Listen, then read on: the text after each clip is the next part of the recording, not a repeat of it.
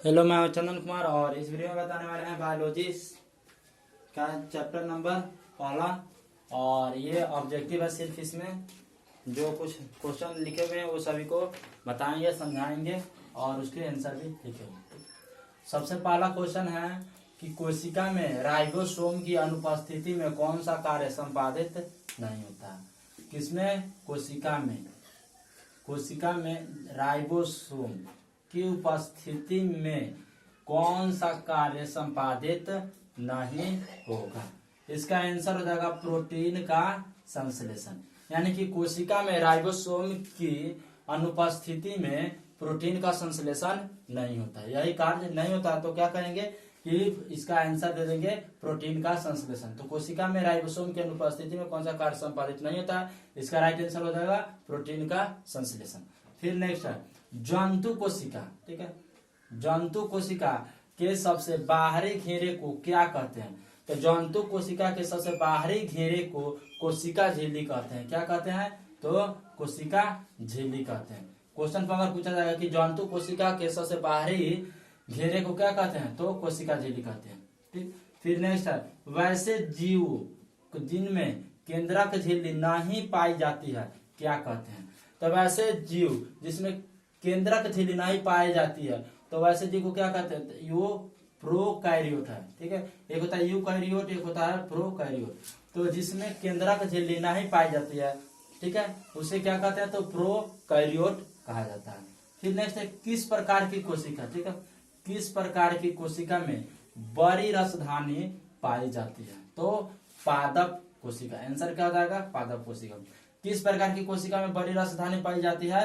तो पादप कोशिका। फिर नेक्स्ट है जीन बने होते हैं। तो जीन किससे बने होते हैं? जीन डीएनए से बने होते हैं। मनुष्य में दो चीज पाई जाती है, एक होता है डीएनए और एक होता है आरएनए। ठीक है, ये दो चीज होती है। तो जो डीएनए के, ठीक है, तो जीन बने होते हैं वो डीएनए के खंड से बने होते हैं। किससे बने होते हैं? तो डीएनए से। फिर नेक्स्ट है कोशिका की वृद्धि किसके द्वारा नियंत्रित होती है? तो कोशिका की वृद्धि जो होती है वो केंद्रक के द्वारा क्या की जाती है? नियंत्रित की जाती है। क्वेश्चन पूछा जाएगा कि कोशिका की वृद्धि किसके द्वारा नियंत्रित की जाती है? तो आंसर हो जाएगा केंद्रक द्वारा। नेक्स्ट है कोशिका द्रव्य में पाए जाने वाले अनियमित नलिकाओं के जाल को क्या कहा जाता है? ठीक है, तो कोशिका द्रव्य में पाए जाने वाले अनियमित नलिकाओं के जाल को क्या कहते हैं? तो अंतः ये प्र है। ठीक है, अंतः प्रद्रव्यी जालिका। ठीक है, फिर नेक्स्ट है किसे चयनात्मक पारगम्य झिल्ली कहा जाता है?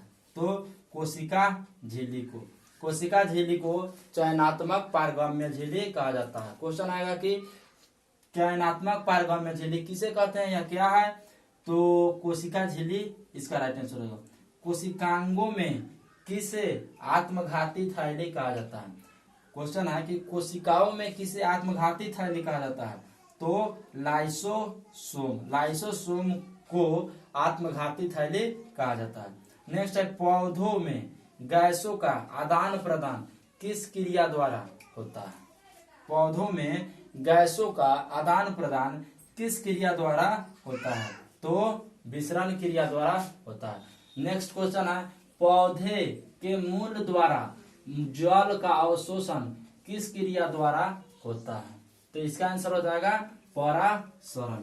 एक इसका है विसरण और एक है परासरण। दो चीज है, याद रखिएगा, विसरण और एक है परासरण। तो इससे क्या होता है और इससे क्या होता है? तो विसरण के द्वारा क्या होता है कि गैस का आदान प्रदान होता है, इसके द्वारा गैस का आदान प्रदान होता है। और परासरण के द्वारा, तो इसके द्वारा जल का आदान प्रदान होता है। दो चीज होती है, किस? तो दो विधि, एक विसरण विधि और एक परासरण विधि। विसरण विधि से गैस और परासरण विधि से जल, तो ये परासरण विधि। नेक्स्ट है कोशिका भित्ति होती है। तो कोशिका भित्ति होती है, क्या होती है? पारगम्य होती है। कोशिका भित्ति पारगम्य होती है। फिर नेक्स्ट है रंगीन प्लास्टिड को कहते हैं। यानी कि रंगीन प्लास्टिड को क्या कहते हैं? तो रंगीन प्लास्टिड को क्रोमोप्लास्ट कहते हैं। इसका आंसर हो जाएगा क्रोमोप्लास्ट। फिर नेक्स्ट है केंद्रक में पाए जाने वाले गाढ़े द्रव्य को क्या कहते हैं? तो केंद्रक द्रव्य कहते हैं। क्या कहते हैं? केंद्रक द्रव्य कहते हैं। केंद्रक में पाए जाने वाले गाढ़े द्रव्य को क्या कहते हैं? क्वेश्चन आएगा कि केंद्रक में पाए जाने वाले गाढ़े द्रव्य को क्या कहते हैं? तो केंद्रक द्रव्य कहते हैं। फिर नेक्स्ट है क्वेश्चन 15 नंबर कि किसी जीवित कोशिका को अति पराशरी विलयन में डाला जाए तो क्या होगा? किसी जीवित कोशिका को अति पराशरी विलयन में डाला जाए तो क्या होता है? तो कोशिका संकुचित हो जाएगी। कोशिका क्या हो जाएगी? तो संकुचित हो जाएगी। क्वेश्चन आएगा कि किसी जीवित कोशिका को अति पराशरी विलयन में डाला जाए तो क्या होगा? तो कोशिका जो होती है वो संकुचित हो जाती है। सो इस तरह से इस वीडियो में इतना ही था। फिर मिलते हैं अगले टॉपिक के साथ अगले वीडियो में।